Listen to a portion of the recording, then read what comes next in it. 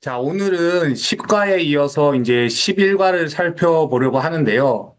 우리 그 10과 제목이 뭐였죠? 한번 읽어봐 주시겠어요? 10과 제목이요? 3차로 에베소 교회 개척 중 고린도 교회가 말썽을 피우지만 예. 자, 이제 이 제목은 11과 제목과 연결이 됩니다. 우리 11과 제목 함께 읽어보겠습니다. 시작. 다행히 잘 해결하고 1, 2, 3차 여행 마무리한 후 드디어 로마 제국을 밟으니 자, 이 제목이 서로 연결되어 있습니다. 다행히 잘 해결되었다고 하네요. 그리고 이제 1, 2, 3차 선교 여행을 마무리하는 시점입니다. 오늘의 포인트를 보시면 오늘 우리가 다루게 되는 바울의 선교 여행지를 순서대로 볼 수가 있습니다. 우리 지난 시간에 동그라미를 그려 놓으신 걸로 알고 있는데 첫 번째 선교 여행지는 마게도냐였고 두 번째는 아가야 그리고 세 번째는 예루살렘 마지막은 로마였습니다. 자, 그러면 먼저 마게도냐 지역을 한번 보겠습니다. 오늘의 포인트 1번 한번 읽어봐 주세요. 3년간 목회한 에베소를 막 떠나 마게도냐에서 기록한 고린도후서. 예, 바울은 에베소에서 약 3년간 목회 사역을 충실히 감당한 뒤 에베소를 떠나 마게도냐로 향합니다. 그 마게도냐 지역에서 바울은 바로 고린도 후서를 기록하게 되죠. 이 서신은 고린도 교회를 향한 바울의 마음과 복음에 대한 깊은 권면이 담겨 있습니다. 당시 교회 내에 있었던 여러 오해와 갈등을 해소하고자 하는 애정 어린 바울의 심정이 잘 드러나 있는 편지입니다. 자, 두 번째 한번 읽어봐 주세요.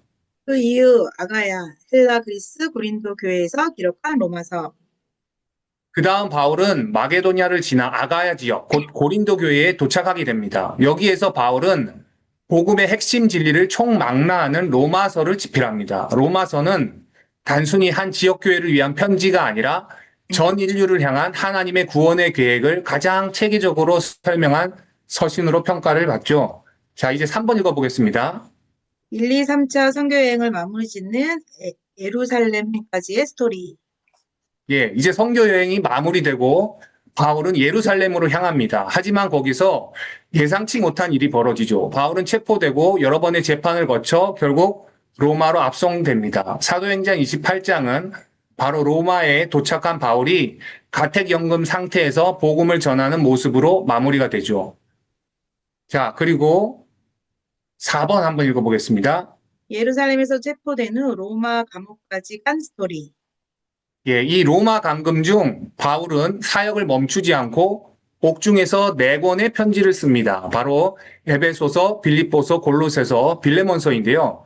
이를 우리는 옥중 서신이라고 부릅니다. 그가 감옥 안에서도 얼마나 복음에 충실했는지를 보여주는 감동적인 증거들이죠. 그리고 나중에 석방된 이후 바울은 다시 몇 년간 사역을 이어가게 되는데 5번 한번 읽어봐 주시겠어요? 그 이후에 나머지 바울 서신 정리하기. 예. 그 말씀드린 것처럼 목회 사역자들을 위해서 서신을 남기게 되는데 이걸 또 목회 서신이라고 부릅니다. 그래서 디모데 전후서, 디도서 바로 이 세 권이 목회 서신인데요. 젊은 목회자들에게 바울이 남긴 믿음의 유산이라고 할 수가 있죠.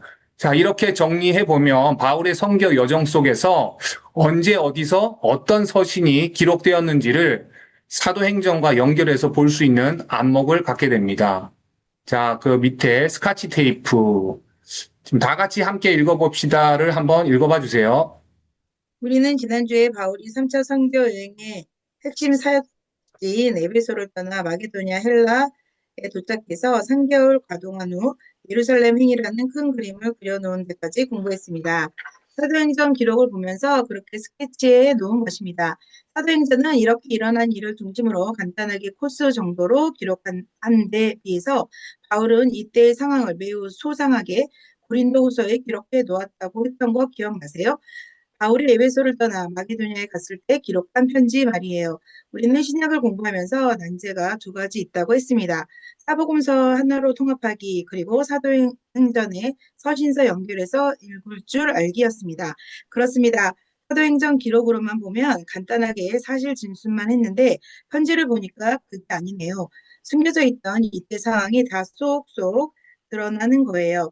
에베소에서 목회하는 동안 고린도전서 편지를 보냈는데 그 후 자기를 가짜라고 해서 소동이 일어난 이야기, 그래서 고린도 교회에 다녀왔던 이야기, 눈물로 쓴 편지를 들고 디도가 고린도에 간 이야기, 이런 이야기들이었습니다. 고린도 교회랑 바울 사이, 즉 자기네끼리 일어난 일이라서 우리는 모르는데 바울이 고린도후서에서 그 얘기를 바닥에 깔고 하니까 우리는 이해하기가 힘든 거예요. 탐정처럼 돋보기를 들고 구석구석 분석해봐야 비로소 고린도후서 편지를 읽을 수 있을 겁니다. 자, 오늘은 확인합니다. 그게 정말 사실인지 고린도후서를 펴보실까요? 예, 감사합니다. 자, 세 번째 단락 보시면 우리는 신약 공부하면서 난제가 두 가지 있다고 했습니다. 되어 있죠. 그 난제 두 가지 중에 첫 번째가 1번 동그라미 하셔갖고 표시해 주세요. 1번 사복음서 하나로 통합하기. 난제 중 하나죠. 그다음에 두 번째 난제가 뭐냐면 2번 하셔서 사도행전의 서신서 연결해서 읽을 줄 알기였습니다. 자, 이게 2번입니다. 그래서 오늘 저희가 사도행전의 이 서신서들을 연결해서 읽는 거를 한번 살펴보려고 하는 겁니다. 자, 이제 내용 들어가기 1번 3년간 목회한 에베소를 막 떠나 마게도니아에서 기록한 고린도 후서. 거기 화살표 있죠? 화살표 오른쪽 가로에 이렇게 적어주세요. 고린도 후서 기록 AD 55년경. 고린도 후서 기록 AD 55년경. 예. 자, 방가로 1번입니다. 바울이 고린도를 두 번째 다녀왔다는 사실에서 출발해야 이야기가 풀림. 고린도 후서 12장 14절, 13장 1절. 자, 바울이 고린도 후서를 기록하게 된 배경을 좀 더 깊이 들여다보도록 하겠습니다. 이 배경을 이해하면 사도행전과 연결해서 서신서, 즉 고린도 후서를 훨씬 더 잘 이해할 수가 있게 됩니다. 우선 PPT를 한번 보여드릴게요. 잠시만요. 자, PPT를 보시면 사도 바울이요. 그 에베소에서 고린도를 방문을 합니다. 지금 화살표 다시 한번 보여드릴게요. 이렇게 갔다가 다시 에베소로 돌아오는데요. 이게 두 번째 방문입니다. 그런데 여기에서 여러 가지 문제가 생겨서 이 문제를 풀고자 하여서 사도 바울이 고린도 교회에 눈물로 쓴 편지라는 이름의 편지를 디도 편을 통해서 보냅니다. 예. 그리고 나서 바울은 마게도니아로 이동을 하게 됩니다. 그리고 이 눈물로 쓴 편지에 대한 답신을 기다립니다. 그래서 디도가 그 답신을 갖고 올 건데 이 마게도니아 지역에서 사도 바울이 디도를 애타는 마음으로 기다렸는데 디도가 답신을 갖고 왔을 때 다행히 바울이 기뻐할 만한 내용의 그러한 답변을 갖고 온 것입니다. 그리고 마게도니아 지역에서 사도 바울은 고린도 후서를 작성해서 편지를 보내고 나중에 고린도 교회에 세 번째로 방문을 하게 됩니다. 그리고 여기서 로마서를 쓰게 되죠. 그러면 이제 양가로 1번을 한번 보겠습니다. 왜 두 번째로 고린도를 갔나? 여기에 대한 이제 답변이 필요한데요. 바울이 고린도 교회를 두 번째로 방문하게 된 이유는 단순한 목회 방문이 아니었습니다. 첫 번째 이유는 소송 사건에 연루되어 있는 범죄한 사람들의 문제를 바로잡기 위해서였습니다. 고린도 후서 2장 1절부터 11절을 보시면 바울은 다시는 너희에게 근심 중에 나아가지 않기로 작정하였다고 말합니다. 즉 이전 방문이 매우 고통스럽고 마음 아픈 방문이었다는 뜻이죠. 그리고 고린도 후서 12장 20절에서 13장 2절까지 보시면 교회 내에 범죄한 사람들, 즉 어떤 심각한 죄에 관련된 자들이 있었고 그 문제로 바울이 직접 나서게 되었다는 걸 알 수가 있습니다. 두 번째 이유는 바울, 아볼로가 거쳐간 이후 고린도 교회에 나타난 거짓 사도들이 바울을 가짜 사도로 매도해 버렸기 때문입니다. 이들이 바울이 자리를 비운 사이에 고린도 교회에 들어와 바울의 사도권을 심각하게 훼손하기 시작했습니다. 고린도 후서 11장 13절에서는 이들을 거짓 사도, 속이는 일꾼들이라고 직접적으로 지칭합니다. 겉으로는 경건한 척하지만 사실은 자신들의 유익만을 추구하는 자들이었습니다. 흥미로운 것은 이 두 부류, 범죄에 연루된 사람들과 거짓 사도들이 서로 손을 잡고 짝짝꿍이 돼서 바울을 공격했다는 겁니다. 상황은 점점 더 악화되어 결국엔 고린도 교회 자체가 바울의 사도권을 인정하지 않는 분위기로까지 나아가게 됩니다. 바울은 자신이 참 사도로서 땀과 눈물로 섬겨온 교회에서조차 인정받지 못하는 현실에 깊은 슬픔을 느낍니다. 결국 바울은 이 심각한 상황을 그냥 둘 수가 없다고 판단하고 직접 고린도를 다시 방문합니다. 바로 이 방문이 우리가 말하는 두 번째 고린도 방문입니다. 하지만 그 방문은 너무나도 고통스러웠고 많은 상처를 남기게 됩니다. 자, 양가로 2번 한번 읽어봐 주시겠어요? 두 번째 방문에서 해결이 잘 되었나? 예, 해결이 잘 되었나? 결론부터 말씀드리자면 아니었습니다. 오히려 바울은 상처만 안고 돌아오게 됩니다. 바울이 이 두 번째 방문에 대해 고린도 후서에서 자주 언급하고 있는 걸 보면 그 방문이 결코 유쾌하거나 성공적인 사역의 경험은 아니었음을 알 수 있습니다. 고린도 후서 1장 15절과 23절 그리고 2장 1절을 보시면 바울이 원래는 고린도를 다시 방문하겠다고 약속했던 것을 언급하고 있습니다. 그런데 결국 그 약속을 지키지 못합니다. 왜 그랬을까요? 바울은 그것이 단지 일정이나 물리적인 문제 때문이 아니었다고 고백을 합니다. 정신적으로도 감정적으로도 그 교회에 다시 가는 것이 너무 버거웠던 것입니다. 바울 자신도 그 상황이 감정적으로 너무 힘들고 또다시 방문하게 되면 서로에게 마음의 상처만 더 커질 것 같다는 판단을 하게 됩니다. 고린도 후서 2장 3절에서 바울은 이렇게 말합니다. 내가 갈 때에 마땅히 나를 기쁘게 할 자로부터 도리어 근심을 얻을까 염려함이요. 다시 말해 교회는 바울에게 기쁨이 되어야 하는 공동체인데 정작 그곳을 방문하면 더 깊은 상처와 마음 아픈 그런 일들이 생길 것 같아서 바울은 두려워했습니다. 그리고 그 마음은 고린도 후서를 쓰고 있는 시점, 그러니까 세 번째 방문을 준비하고 있는 지금에도 여전히 해결되지 않고 남아 있습니다. 고린도 후서 12장 14절부터 21절에 보시면 바울은 세 번째 방문을 앞두고 있지만 걱정이 많다고 합니다. 왜냐하면 바울에 대한 오해와 비난, 그리고 바울을 둘러싼 구설수들이 사라지지 않고 있었기 때문입니다. 그는 이렇게 말하죠. 내가 갈 때에 너희가 원하는 나를 보지 못하고 또 내가 너희에 대하여 원하는 너희를 보지 못할까 두려워한다. 그러니까 서로 피차 원하는 모습을 서로 볼 수 없을까봐 두려워한다라는 얘기겠죠.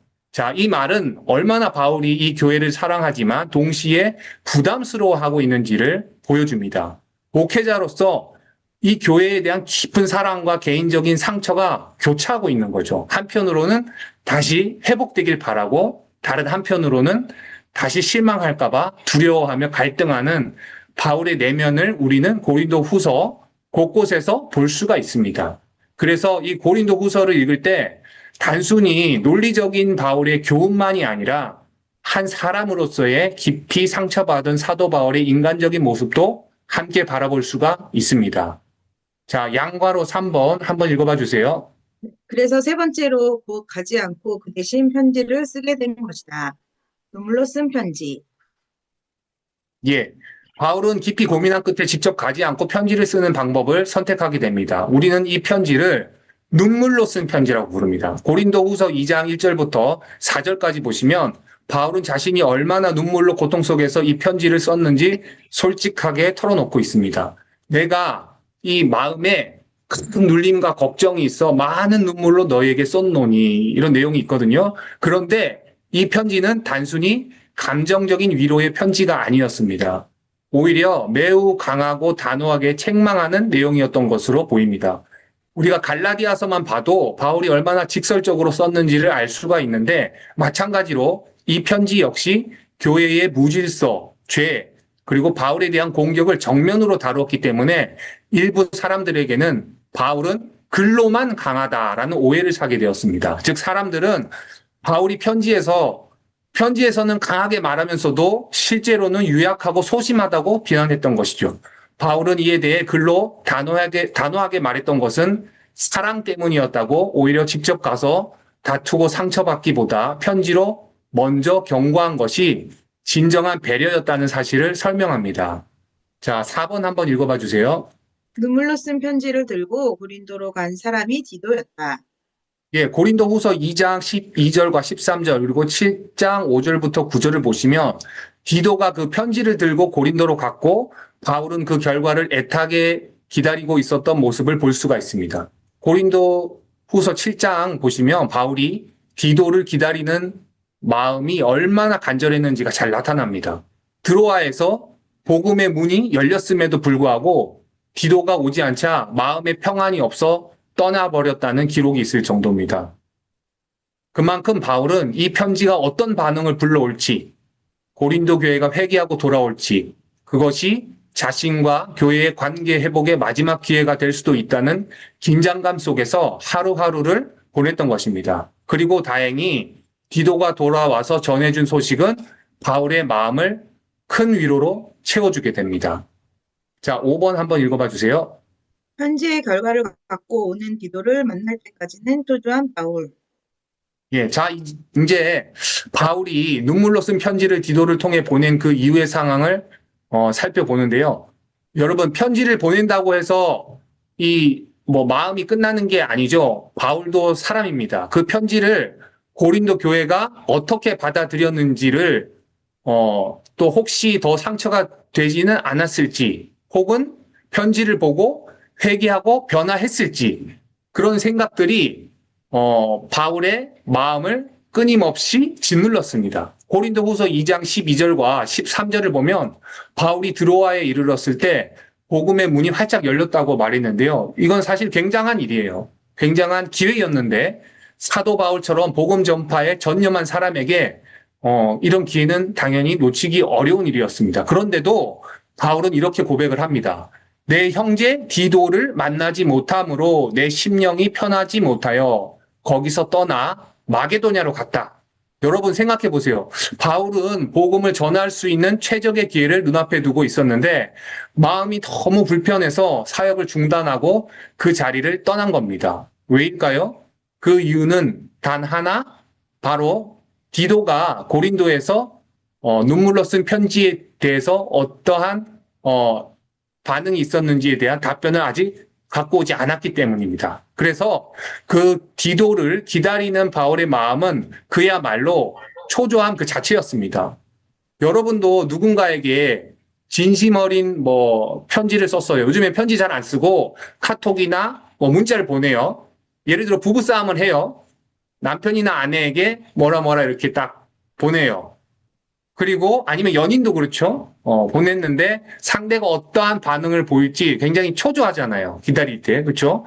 그 답변을 확인하기 전까지 아마 일이 손에 안 잡히는 그런 경험을 해본 적이 있으실 거예요. 사실 사도 바울은 저희가 카톡 보내거나 문자 보내는 것보다 훨씬 오랜 기다림을 기다렸던 거죠. 그래서 마음이 굉장히 무거운 상황이었습니다. 그래서 우리가 이러한 바울의 모습 속에서 바울이 단순히 복음의 대사나 사역자로만 머무는 인물이 아니라 한 사람으로서 깊은 관계 속에서 얼마나 아파하고 기다리고 초조해하는 그러한 인간적인 바울의 모습을 우리가 관찰할 수가 있습니다. 이것이 바로 고린도 후서를 읽는 감동이기도 합니다. 자, 6번 한번 읽어봐 주세요. 드디어 마게도냐에서 만난 디도가 결과를 보고함. 예, 마침내 오랜 기다림 끝에 바울은 마게도냐에서 디도를 만나게 됩니다. 그리고 디도가 전해준 소식은 바울의 마음을 위로하고 기쁨으로 가득 채우게 됩니다. 이 장면이 고린도후서 7장 5절부터 16절에 아주 생생하게 기록되어 있습니다. 먼저 바울의 당시 상황만을 보면 마게도냐에 올라갔지만 여전히 마음의 평안을 누리지 못하고 있습니다. 7장 5절에 보면 이렇게 말하고 있습니다. 우리 육체가 편하지 못하고 사방으로 환난을 당하여 밖으로는 다툼이요 안으로는 두려움이라. 바울의 심경을 지금 표현하고 있죠.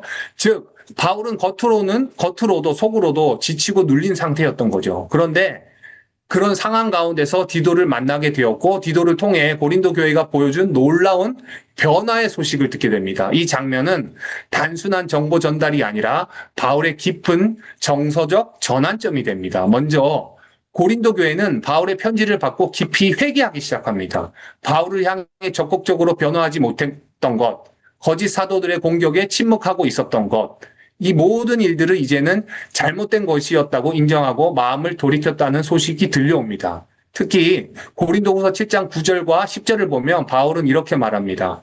내가 기뻐함은 너희로 근심하게 한 까닭이 아니요 도리어 근심함으로 회개함에 이른 까닭이라. 하나님의 뜻대로 하는 근심은 후회할 것이 없는 구원에 이르게 하는 회개를 이루는 것이요. 여러분, 탕자의 비유 기억나시죠?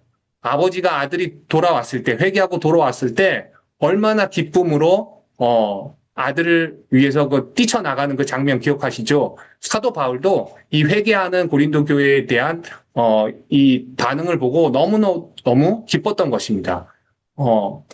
바울은 자신이 눈물로 쓴 편지로, 어, 교인들을 좀 아프긴 했지만 그 근심이 오히려 진정한 회개로 이어졌기 때문에 지금은 전혀 후회하지 않는다고 말합니다. 이 말은 목회자의 고뇌와 위로가 함께 담긴 표현입니다. 그리고 더 놀라운 변화는 고린도 교회가 이제는 바울을 적극적으로 옹호하기 시작했다는 겁니다. 7장 11절 보시면 그들이 얼마나 열성적으로 바울을 향해 반응했는지, 얼마나 분노하고 우분을 품고 악을 저지른 자들에 대해 응징했는지가 나옵니다. 전에는 아무 말도 못하고 방관하던 교인들이 이제는 교회 질서를 바로잡고 바울을 향한 의리를 지키며 공동체를 보호하는 성숙한 자세를 보이기 시작한 것입니다. 디도 역시 이런 교인들의 반응에 크게 감동받았습니다. 7장 13절에서 15절 보시면 디도가 고린도에서 얼마나 따뜻하게 환영을 받았는지가 기록되어 있습니다.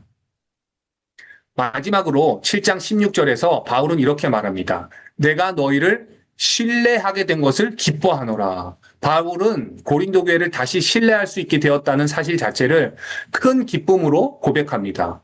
물론 100% 완벽하게 회복된 것은 아닐 수도 있습니다. 여전히 해결해야 될 문제들이 남아 있었겠죠. 하지만 이 사건은 분명히 바울과 고린도 교회 사이의 신뢰 관계가 다시 회복되고 있다는 증거입니다. 한때는 갈등과 분열, 거짓 사도의 공격, 사도권에 대한 불신으로 무너졌던 공동체가 바울의 진심 어린 사랑과 고통스러운 편지, 즉 눈물로 쓴 편지, 그리고 교회의 회개를 통해 다시 하나가 되어가는 감동의 순간인 것입니다. 자, 이제 방과로 2번 한번 읽어보겠습니다. 이제야 바울이 고린도후서 1장을 쓸 때의 분위기가 느껴진다. 예, 이제까지의 흐름을 함께 정리해 보셨다면 바울이 왜 고린도후서를 쓰게 되었는지, 또 어떤 마음으로 이 편지를 시작하게 되었는지가 어느 정도 느껴지실 겁니다. 그래서 이 시점에서 이제 우리가 함께 고린도후서 1장을 열어보시면 아주 흥미롭고도 감동적인 분위기를 느낄 수가 있으실 겁니다. 우리가 지금까지 정리해온 배경을 안고 1장을 읽게 되면 그 안에 담긴 바울의 감정과 관계 회복의 긴 여정이 더욱 생생하게 다가옵니다. 먼저 1장 1절을 보면 바울은 자신과 함께 있는 사람들의 이름을 언급하며 편지를 시작합니다. 하나님의 뜻으로 말미암아 그리스도 예수의 사도된 바울과 형제 디모데는, 여기서 중요한 인물이 하나 보이시죠? 바로 디모데입니다. 디모데는 고린도전서 때 이미 고린도 교회에 파송되었던 인물입니다. 당시 바울의 마음을 대신 전하고 교회를 돌보는 역할을 했죠.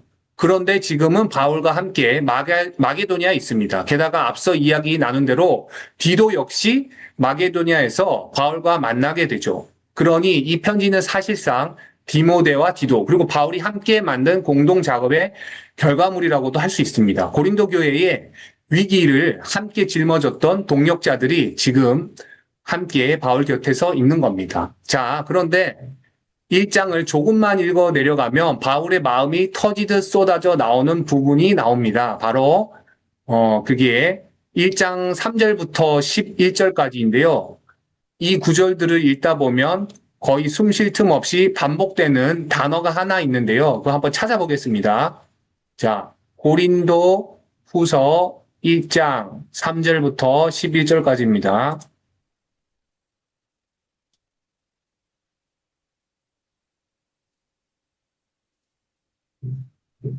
예, 한번 읽어봐 보세요.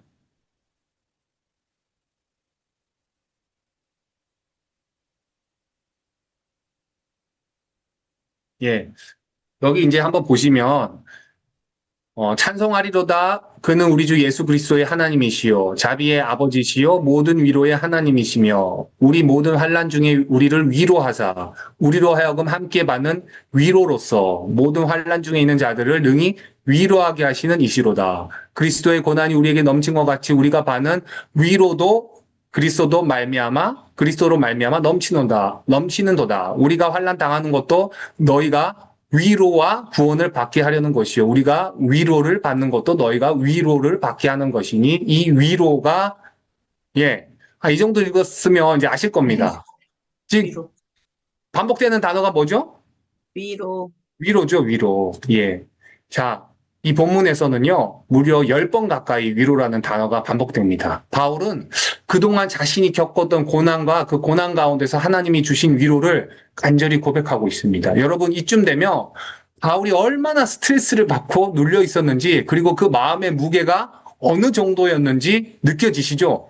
바울은 외적으로는 고난을 당하고 있었고, 내적으로는 고린도 교회와의 관계에 깊은 아픔을 겪고 있었던 겁니다. 그러나 이제 그 모든 긴장과 억눌림에서 조금씩 풀려나가기 시작하면서 하나님께 받은 위로를 고린도 교회 성도들과 나누고 싶어 하는 것이죠. 그렇지만 1장의 분위기가 단순히 따뜻하고 감동적인 고백으로만 끝나진 않습니다. 1장 12절부터는 다시 조심스러운 어조로 전환이 되는데요.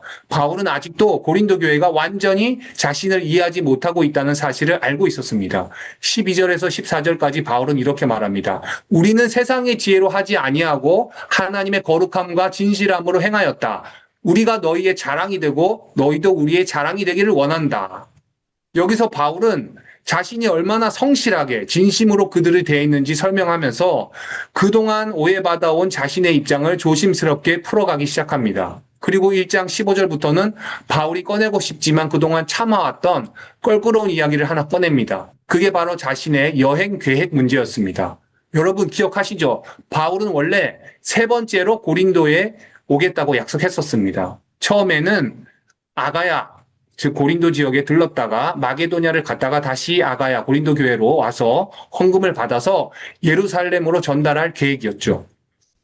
그런데 실제로는 그렇게 하지 못했습니다. 그래서 고린도후서 1장 17절부터 바울은 이렇게 말합니다. 내가 어찌 경솔히 행하였으리요. 나는 예예 하면서도 아니요 아니요 하는 사람이 아니다. 즉 자기는 결코 변덕스럽거나 무책임하게 약속을 어긴 것이 아니며 고린도 성도들과의 관계를 더 이상 아프게 하지 않기 위해 일부러 방문을 미룬 것이라는 사실을 조심스럽게 설명합니다. 그리고 그 이유를 1장 23절과 2장 1절에서 이렇게 고백합니다. 내가 다시는 너에게 금신 중에 나아가지 아니하기로 하나님을 불러 내 영혼의 증인이 되게 하였노라. 내가 다시 너희에게 근심 중에 나아가지 아니하기로 스스로 작정하였노라. 자, 이 고백이 얼마나 절절한지 느껴지시죠? 고린도에 가지 않은 것이 사랑이 없어서 안 간 게 아니라 오히려 사랑 때문에 방문을 미룬 것이라는 바울의 진심이 고스란히 담겨져 있습니다. 자, 이제 방가로 3번 읽어봐 주세요. 바울은 자신이 진짜 사도임을 반증하고 싶어하는 강한 의지가 있음. 예. 지금 여기 범위가 고린도 후서 10장에서 11장으로 되어 있는데, 이제 실제는 12장까지입니다. 그거 좀 고쳐주시고요. 고린도 후서 전체를 읽다 보면 바울이 특별히 강조하고 있는 주제가 하나 있다는 걸 느낄 수가 있습니다. 바로 자신의 사도권을 변호하고 있다는 점입니다. 특히 10장부터 12장까지의 흐름을 쭉 읽어보시면 바울이 계속해서 나는 진짜 사도다. 내 사역은 하나님으로부터 온 것이다. 라는 것을 강하게 말하고 있습니다. 이제 이 배경을 염두에 두시고 우리 다 같이 함께 읽어봅시다를 읽어봐 주세요. 이제 우리는 고린도 교회 상황을 대충 감 잡아가고 있습니다. 바울은 아볼로를 몰아낸 세력들이 자기도 몰아내려고 하는 특정 세력이라는 것을 알았습니다. 만약 이때 방관한다면 자기가 전한 복음까지 무너져 버릴지도 모른다는 위험이 있다고 판단합니다. 바울은 거짓 사도들이 손잡고 있는 사람들이 다름 아닌 소정 문제와 관련되어 있고 또 어쩌면 극단에 음행하는 고린도적인 사람, 음란한 사람이었기 때문에 아예 뿌리를 뽑아야겠다고 생각한 것입니다. 그럼 뿌리를 뽑는다는 것은 어떻게 하는 걸까요? 그들 거짓 사도들이야말로 광명의 천사를 가장한 이리테요. 바울을 포함한 신들이야말로 참 복음을 전하는 자들이라는 사실을 증명해내야 하는 것이었습니다.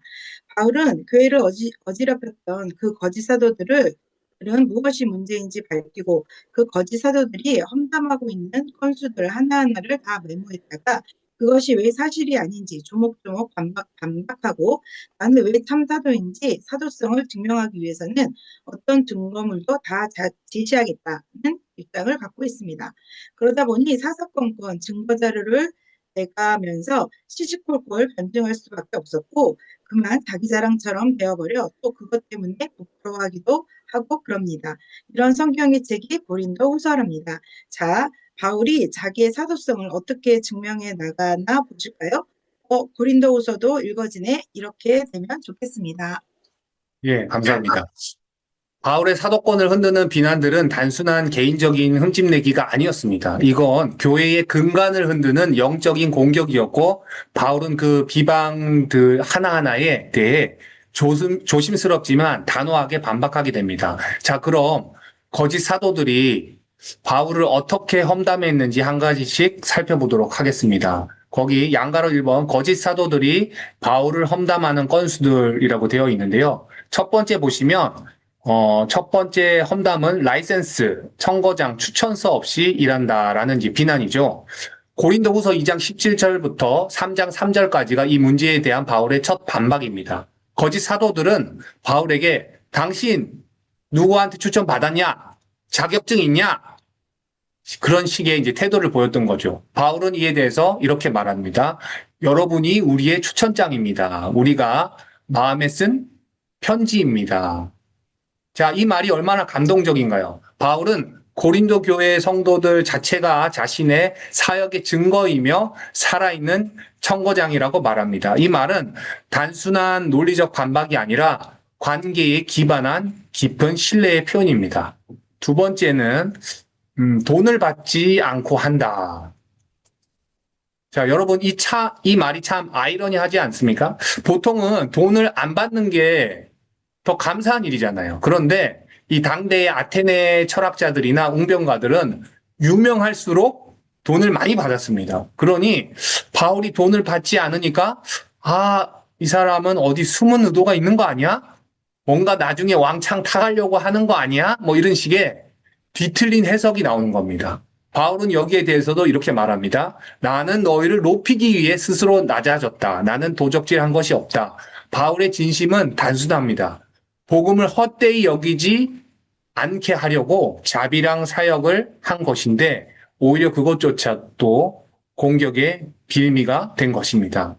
자, 세 번째 험담은 이랬다 저랬다 하는 사람이라는 겁니다. 말을 바꾸는 사람이라는 거죠. 이건 고린도후서 1장 15절에서 24절에 이미 다룬 바가 있습니다. 바울이 고린도에 가기로 했다가 이제 일정을 바꾼 걸 가지고 비난하는 겁니다. 바울이 일정을 바꾼 이유는 방문하지 않는 게 오히려 교회를 아프게 하지 않기 위한 배려였다는 것. 아까 말씀드렸죠. 그리고 이제 네 번째, 돈 떼먹는 사람이다. 정말 터무니없는 모함이지만 바울은 고린도 후서 12장 13절 그리고 21절까지에서 신중하게 반박합니다. 그는 디도나 다른 동역자들을 통해서도 결코 부정하게 행동하지 않았고 헌금 문제에 있어서도 철저하게 투명하게 처리했음을 강조합니다. 그럼에도 여전히 바울은 걱정합니다. 자신을 삐딱하게 바라보는 사람들, 이해하려 하지 않고 뒤에서 수군거리는 분위기가 교회 안에 남아있다는 것을 알고 있었기 때문입니다. 그래서 바울은 지금 세 번째로 방문하려 하면서도 여전히 조심스럽고 무겁게 마음을 다잡고 있는 상황입니다. 자, 마지막 말이 대대하다. 예, 저도 이거 대대하다는 말 처음 들었을 때 이게 표준어가 아닌 것 같은데 하고 한번 찾아봤더니 표준어가 아니더라고요. 이게 어디 말인지 아세요? 네? 경상도 아니에요, 경상도? 영상도. 제가 알아보니까 충청도 사투리라고 하는데 자, 이 대대하다는 말이 말이 시원찮다, 똑부러지지 않는다, 흐리멍텅하다. 뭐 그런 뜻인 것 같아요. 자, 그래서, 바울이, 이렇게 말합니다. 내가 편지로 무섭게 한 것처럼 대면에서도 그렇게 할 것이다. 나는 떠나 있어도 함께 있어도 같은 사람이다. 즉, 바울은 글로 쓰나 직접 만나서 말하나 변하지 않는 동일한 태도를 갖고 있는 사람이라는 것을 스스로 직접 강조합니다. 자, 양가로 2번 한번 읽어봐 주시겠어요? 바울이 이에 대해 반박하는 나는 진짜다 알고 그러다 보니 자랑으로 흘러갔네. 어떠지? 자, 이렇게 하나하나 반박하다 보니까 바울도 참 괴로운 상황에 놓이게 됩니다. 왜냐하면 아무리 변호를 해도 사람들이 듣지 않으면 오히려 자기를 자랑하는 것처럼 들리기 때문입니다. 그래서 고린도 후서 10장 12절부터 12장 12절까지 바울은 계속 이렇게 말합니다. 나는 자랑하고 싶은 게 아니다. 그런데 어쩔 수 없이 내 입으로 얘기해야 한다. 아니, 누군가 대신 얘기해주면 좋은데 자기도 민망하지만 어쩔 수 없이 자꾸 자기 자랑을 해야 하는 상황임을 고백합니다. 결국 바울은 자신이 고난받은 이야기, 환상 중에 본 하늘의 계시, 자신의 육체의 가시, 그리고 오랜 인내와 충성을 고백합니다. 하지만 이 모든 이야기는 교만해서가 아니라 오직 복음과 사명을 위해 말할 수밖에 없었다는 것, 그리고 고린도 교회가 거짓된 자들에게 휘둘리지 않기를 바라는 절절한 간절함에서 나오는 것이었습니다. 이 고린도 후서 후반부를 읽으실 때 단순한 변증문으로 보지 마시고 한 영적 지도자가 공동체와의 관계를 지키기 위해서 얼마나 속이 문드러지고 있는지를 느끼며 읽어보시면 좋겠습니다. 그렇게 읽을 때 바울의 진심이 그리고 사도의 눈물이 또 교회를 향한 깊은 사랑이 보이게 될 것입니다. 이제 방가로 4번 한번 읽어봐 주시겠어요? 고린도후서의 중요 주제인 헌금 프로젝트를 빼놓을 수 없음. 예. 바울은 예루살렘 교회의 어려움을 돕기 위해서 이방인 교회의 헌금, 성경에는 이제 연보라고 되어 있죠. 이 연보는 구제 헌금을 말합니다. 이 구제 헌금을 거두어 예루살렘 교회에 전달하고자 합니다. 이방인 교회들과 유대인 교회 사이의 신뢰와 연합을 그리스도 안에서 실현하기 위한 목적이었습니다. 다 같이 함께 읽어봅시다는 요거는 생략하고요. 그 뒤에 두 번째 다 같이 함께 읽어봅시다를 요거는 제가 한번 읽어볼게요. 자, 이제 고린도후서 내용이 좀 이해가 되었는데요. 에베소 폭동 이후 마게도니아로 올라가서 고린도후서 편지를 쓴 바울은 거기서 좀 더 머물러 있습니다. 이번에도 디도에게 고린도후서 편지를 들려서 아가야 지방 고린도 교회에 보냅니다. 그리고 그 이후 일루리곤은 우리 성도님들은 좀 아시는데 알바니아 쪽입니다. 알바니아. 로마서 15장 19절에 이제 나와 있는 이 일루리곤에 머물다가 다시 고린도 교회로 내려갑니다. 맨 마지막 문장 보시면 우리는 사도행전을 공부하다가 고린도 후서 속으로 들어갔었는데 이제 드디어 다시 빠져나왔네요. 사도행전으로 다시 가서 또 봅시다. 자, 고린도 후서 지금까지 다뤘잖아요. 이제 다시 사도행전으로 갈 겁니다. 자, 2번 한번 읽어봐 주세요. 그 이후 아가야, 헬라, 그리스, 고린도 교회에서 기록한 로마서. 예, 거기 화살표 오른쪽으로 괄호가 있는데 거기에 적어주세요. 로마서 기록. 그래가지고 AD 56년에서 57년경 로마서 기록 AD 56년에서 57년경. 자, 방과로 1번 한번 읽어봐 주세요. 마게도냐에서 드디어 고린도로 내려감. 예. 자, 성경을 이제 한번 함께 보겠습니다. 사도행전 20장 1절과 2절입니다. 사도행전 20장 1절과 2절. 자, 제가 읽을게요. 소요가 그침에 바울은 제자들을 불러 권한 후에 작별하고 떠나 마게도냐로 가니라. 그 지방으로 다녀가며 여러 말로 제자들에게 권하고 헬라에 이르러. 자, 에베소에서 큰 폭동이 일어난 후 바울이 마게도냐로 올라갔다가 거기서 많은 말로 권면한 후 헬라 지방, 즉 아가야, 고린도 교회가 있는 지역으로 내려갔다는 기록이 있습니다. 지금 그걸 확인한 겁니다. 그리고 방과로 2번. 석 달을 과동하면서 로마서 편지를 씀. 예, 석 달을 과동이라는 거는 이제 겨울을 지냈다는 얘기죠. 석 달을 겨울을 보내면서 로마서 편지를 썼다고 되어 있네요. 자, 3절 사도행전 3절 보시면 거기 석 달 동안 있다가라는 표현이 앞에 있습니다.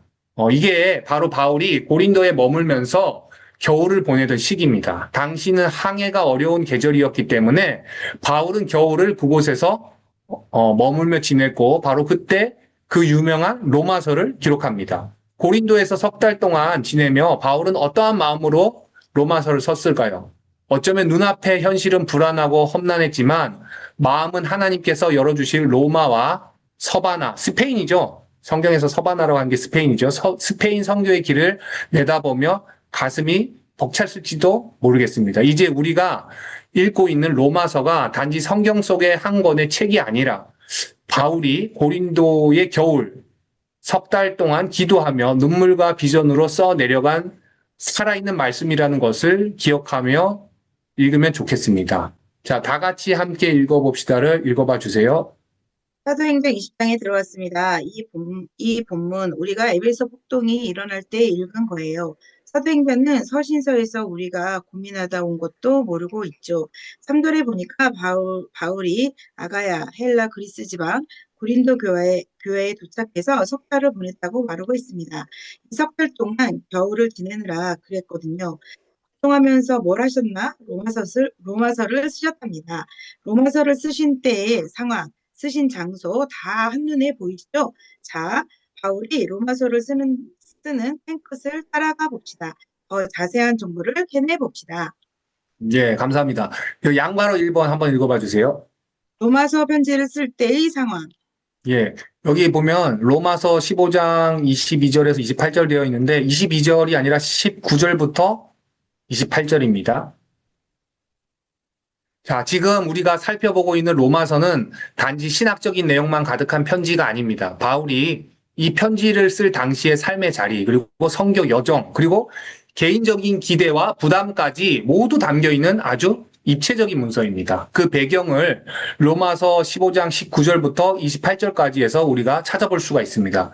우선 이 시점은 1, 2, 3차 선교 여행을 마무리하는 단계입니다. 바울은 동쪽 지역, 즉 소아시아와 마게도니아, 아가야 등에서 복음을 전하고 교회를 세우는 사역을 일단락 짓고 이제는 복음을 서쪽으로 로마와 그 너머 스페인까지 확장하려는 계획을 품고 있습니다. 그런데 그 전에 반드시 먼저 해야 할 일이 하나 있었는데요. 바로 성도들을 돕는 구제헌금을 예루살렘 교회에 전달하는 일이었습니다. 로마서 15장 25절을 보시면 이렇게 나와 있습니다. 지금은 내가 성도를 섬기는 일로 예루살렘에 가노니. 자, 이 말은 지금 바울이 고린도에서 로마서를 쓰고 있지만 마음은 이미 예루살렘과 로마 그리고 스페인까지 연결된 큰 여정을 품고 있다는 것을 보여줍니다. 여기서 우리는 바울의 균형 잡힌 사역 마인드를 볼 수가 있습니다. 그는 단순히 새로운 지역으로 확장만 생각하는 것이 아니라 기존 교회들 간의 연합과 사랑, 특히 이방인 교회들이 예루살렘 유대인 교회를 물질로 섬기는 일에 큰 의미를 두었습니다. 또한 로마 교회를 향해서는 내가 너희에게 가기를 여러 번 원하였으나 길이 막혔고 이제야 가게 되었다는 말로 그동안 참아왔던 만남의 기대감도 기쁨도 드러내고 있습니다. 요약하면 바울은 지금 고린도에서 3차 선교 여행을 마무리하며 고린도 교회와의 갈등이 어느 정도 정리된 상태에서 예루살렘 구제 헌금을 전달하기 위해 남쪽으로 그리고 그 후에는 로마와 스페인을 향해 복음을 들고 서쪽으로 나아가려는 큰 그림을 그리며 그 중심에 로마서를 써 내려가고 있는 겁니다. 자, 양과로 2번 읽어봐 주세요. 로마서 편지를 쓰는 목적. 예, 목적을 알아보겠습니다. 자, 왜 로마서를 쓰게 되었을까요? 이미 고린도에 머물면서도 아직 한 번도 가본 적이 없는 로마 교회에 편지를 쓴 이유가 무엇일까요? 첫 번째 이유는 바로 복음을 전하고 싶어서입니다. 복음이요. 당연히 사도 바울이 선교 여행하는 것의 최고의 목적은 제일 중요한 목적은 복음이죠. 복음. 그래서 로마서 1장 15절에서 바울은 이렇게 말합니다. 나는 할 수 있는 대로 로마에 있는 너희에게도 복음 전하기를 원하노라. 여러분, 로마는 이미 교회가 세워져 있었지만 바울이 자신이 전한 복음, 곧 예수 그리스도의 복음의 정수를 그들에게도 정확하게 전하고 싶었던 겁니다. 왜냐하면 로마는 당시 세계의 수도였고 그곳의 신자들이 복음의 본질을 올바르게 이해한다면 복음이 온 세계로 퍼져나가는 기지가 될 수 있다고 바울은 믿었기 때문입니다. 두 번째 목적은 로마 교회가 자신의 선교를 후원해주는 동역 교회가 되어주기를 바랐기 때문입니다. 로마서 15장을 보시면 바울은 지금까지 동쪽 지역 예루살렘에서부터 일루리곤까지 복음을 전했다고 말합니다. 그리고 이제는 복음을 더 서쪽으로 스페인으로 전하려는 계획을 세우고 있었습니다. 그런데 그 스페인 선교의 중간 기착지이자 기도와 물질, 동역으로 함께할 교회가 필요했죠. 바울은 로마 교회가 그런 후원 공동체가 되어서 도와주기를 소망하며 로마서를 쓰고 있는 겁니다. 로마서 15장 22절에서 24절을 보시면 이렇게 말합니다. 이제는 여러 번 길이 막혔으나 나는 너희에게 가려 함이라. 너희와 사귐으로 얼마간 기쁨을 가진 후에 너희가 그리로 보내주기를 바람이라. 여기서 우리는 바울이 단순히 신학적 가르침을 전하는 게 목적이 아니라 로마 성도들과 깊은 관계를 맺고 스페인 선교라는 더 큰 비전을 이루기 위한 동력자를 찾고 있었다는 것을 알 수가 있습니다. 결국 바울은 로마서를 통해 로마 교회가 복음의 진리를 분명히 이해하도록 돕고 로마 교회와 신뢰를 쌓고 그들의 기도와 물질의 지원을 받아 미지의 땅인 스페인으로 복음을 들고 나아가려고 했던 겁니다. 자, 방가로 3번 로마서 내용. 자, 양가로 1번 서원이네요. 로마서 1장 1절에서 15절입니다. 자, 로마서는 보통 바울 서신처럼 서두 인사로 시작됩니다. 그런데 이 서원이 굉장히 깁니다. 1장 1절부터 7절까지 바울의 자기소개가 쭉 이어지는데요. 바울은 여기서 자신의 부르심이 어디서 왔는지, 자신의 사역이 누구를 위한 것인지, 또 로마 교회와 어떤 관계를 맺고 싶어 하는지를 아주 정중하게 설명합니다. 그 뒤 1장 8절부터 15절까지는 로마 교회에 대한 감사와 방문하고 싶은 간절한 마음을 전합니다. 아직 직접 만난 적은 없지만 바울이 이 교회에 대해 알고 있고 함께 복음의 열매를 맺고 싶다는 열망을 표현합니다. 여러분도 이런 서문을 보면서 단순한 친분의 편지가 아니라 선교적 전략과 기도 그리고 사랑이 깃든 편지임을 느끼실 수가 있을 겁니다. 자, 양가로 2번 로마서의 주제 하나님의 의 믿음으로 말미암아 얻는 의. 자, 이 두 절은 로마서 전체 아니 성경 전체에서 가장 중요한 구절 중 하나라고 해도 과언이 아닙니다. 바울은 여기서 자신이 전하려는 복음의 핵심을 한마디로 요약합니다. 내가 복음을 부끄러워하지 아니하노니 이 복음은 모든 믿는 자에게 구원을 주시는 하나님의 능력이 됨이라. 복음에는 하나님의 의가 나타나서 믿음으로 믿음에 이르게 하나니. 여기서 중요한 표현이 나옵니다. 바로 하나님의 의 그리고 믿음으로 말미암는 의. 이 말은 인간이 자신의 노력이나 행위가 아니라 오직 믿음으로 하나님께서 예수 그리스도 안에서 이루신 의로움을 전가받음으로 구원에 이르게 된다는 복음의 핵심을 담고 있습니다. 자, 3번 들어가기 전에 다 같이 함께 읽어봅시다를 먼저 읽어보겠습니다. 네, 바울은 1, 2, 3차 선교여행을 마무리할 즈음 고린도 교회에 머물고 있을 때 로마서를 썼다고 했습니다. 그동안 스트레스를 받았던 고린도 교회 문제도 해결된 때였고요. 선교를 막 시작하는 초창기가 아닙니다. 아니 로마서는 예수 사건을 완성도 있게 신학적으로 정리한 내용이 아닐까 싶습니다. 복음이 엑기스로 정제되어 완중미가 있을 거라는 거죠. 바울 신학입니다. 다른 서신서와 비교해 볼 때 차원이 다르고요. 뿐만 아니라 수신자가 당시 세계의 중심부 로마에 살고 있는 사람들입니다. 바울이 아닌 다른 사람들에 의해서 이미 예수 사건이 전해졌고 그래서 만들어진 교회의 성도들이지요. 그 사람들에게 바울이 깨달은 내 복음을 제시하고 싶은 겁니다. 바울의 선교 영역이 헬라어권에서 라틴어권으로 넘어가는 큰 분기점에서 논문 한 편을 정리하게 되었습니다. 우리가 지금까지 선교 여행을 따라다녔지만 그는 회당을 중심으로 살아가던 유대인들과 그들에 의해 유일신에 접촉하게 된 이방인들, 이 두 부류의 사람들에게 선교를 했습니다. 그러다 보니 바울이 지금까지 복음을 전한 대상은 두 그룹이었다는 사실이 먼저 선명하게 타겟팅이 될 수밖에 없습니다. 유대인과 헬라인입니다. 유대인과 이방인, 무슨 의미입니까? 이게 단순한 용어입니까? 아닙니다. 대단한 용어입니다. 성경 전체의 흐름이 무엇입니까? 창세기 12장 1절에서 3절, 너로 인하여 모든 민족이 복을 얻으리라입니다. 넓은 행전입니다. 구약으로부터 흘러온 유대인 역사 속에서 제대로 그걸 못했는데 예수 사건이 나타났습니다. 그런데 이 사건이 왜 이방인에게 흘러가야 하는지 논리적으로 완전히 정리해 놓았다면 이 주제는 1등 논문 아닙니까? 성경 전체의 핵심 사상을 논증한 단단한 교리책입니다. 성경 목록으로서도 굉장한 의미가 있습니다. 스토리와 역사만 그렇게 흘러가는 것이 아니라 논리적으로도 정확하게 정돈되어야 하는데 그걸 로마서가 해냈다는 거죠. 왜 유대인에게요? 또한 헬라인에게로다. 로마서 1장 16절을 이어야 하는지 바울은 그것을 논증했고 실제로 그렇게 살았습니다. 예수 사건을 이방인에게 전파할 때 유대인에게 핍박을 받아가며 교리로도 똘똘 뭉쳐 놓았으니 말입니다. 그러니 바울이 로마서에서 쓰고 있는 단어 유대인이란 말에는 감정이 묻어 있을 것 같습니다. 헬라인도 마찬가지고요. 그냥 단어가 아닐 거예요. 우리에게도 바울의 심정이 좀 느껴져야 로마서가 훨씬 컬러풀하게 읽혀질 것입니다. 바울은 이렇게 쓴 로마서를 베베를 통해 로마에 전달합니다. 예, 감사합니다. 자, 로마서 본문을 이제 짧게 살짝 한번 맛보도록 하겠습니다. 로마서 본론은요, 굉장히 길고 구조가 명확하게 잘 짜여 있습니다. 잠시 저희가 훑어볼 건데요. 로마서 1장 18절부터 시작해서 11장까지는 교리적 논의, 그리고 12장부터 15장까지는 실천적 겉면으로 나눌 수가 있습니다. 자세한 내용은 우리가 앞으로 함께 읽어갈 때 천천히 풀어보겠지만, 간단히 구조를 말씀드리자면 이렇습니다.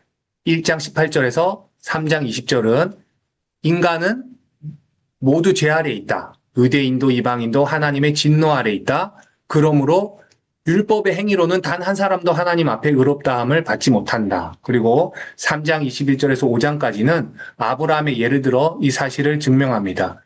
예수 그리스도를 믿음으로 말미암아 의롭다 하심을 받게 된다. 그리고 6장에서 8장은 이 의롭다 하심을 받은 자는 이제 새 생명 가운데 살아가며 성령을 쫓아 살 때 그분 안에서 자유함과 소망을 누리게 된다. 그럼에도 불구하고 끝없이 죄와 싸워야 한다. 그러기 위해서 함께 하시는 분이 성령님이시다.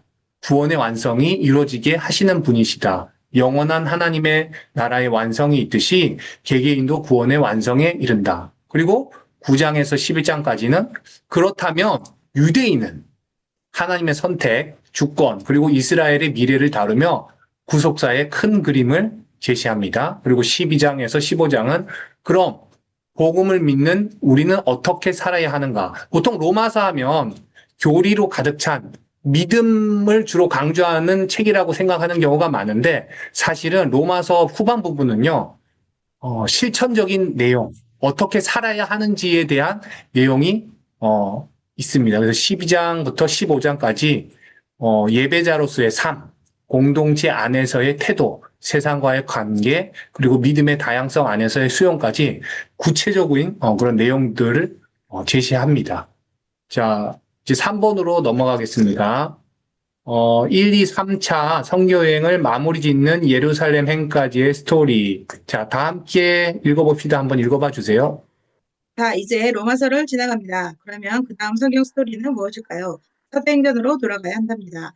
사도행전 20장 1절에서 3절, 에베소 목회를 마무리 지을 때 에베소를 떠나 마게도냐를 거쳐 그리스 고린도에 이르렀다는 본문 기억나시죠? 그곳으로 다시 돌아와야 합니다. 우리가 10일가를 지나는 동안 사도행전으로 치면 아직도 20장 1절에서 3절을 벗어나지 못하고 있었네요. 석 달 동안 고린도에 머무르면서 로마서를 썼다는 기록이 바로 이 기록이기 때문입니다. 이제는 드디어 사도행전 20장 3절을 지나갈 때가 되었습니다.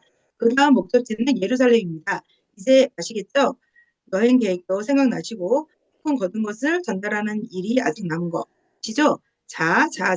이제 우리도 예루살렘을 향하는 여행길을 지적합시다. 예루살렘에 가서 바울이 결국은 체포되지만 말입니다. 예, 감사합니다. 방가로 1번 3차 선교 여행 마무리 과정.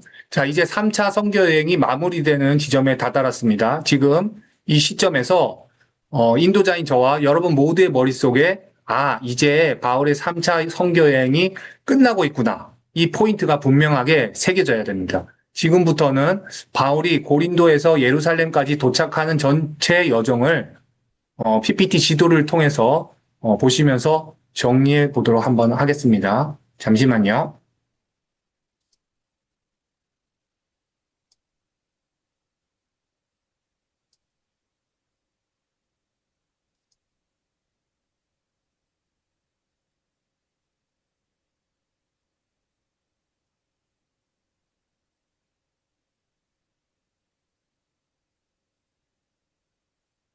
보이시나요? 자, 자, 여기,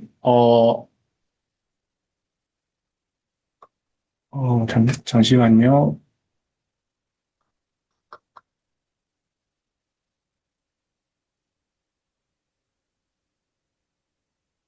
예. 고린도에 이제 방문을 했잖아요. 그래서 이제는 바울이, 베레아 지역으로 다시 올라가고 또 데살로니가 빌립보 지역을 거쳐서 배를 타고 드로아 아소 지역으로 가게 됩니다. 그리고 배를 타고 다시 미둘레네 지역으로 가고 다시 배를 타고 밀레도 지역에 도착합니다. 이 밀레도에서 에베소에 있던 장로들을 불러서 고별 인사를 했었는데 기억하시는지 모르겠습니다. 그리고 이 밀레도에서 다시 배를 타고 로도로 갔다가 바다라로 갔다가 두로로 갑니다. 그리고 가이사랴에 바울이 도착해서 2년 동안 감금을 당하게 되죠. 그리고 나서 바울은 예루살렘으로 들어가게 됩니다.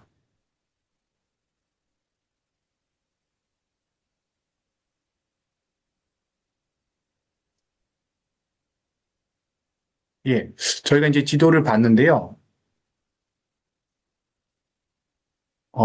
이 전체 여정은 3차 선교 여행의 대단원, 그리고 동시에, 바울의 로마로 향하는 새로운 국면의 시작점이기도 한 거죠. 자, 방가로 2번 한번 읽어봐 주시겠어요?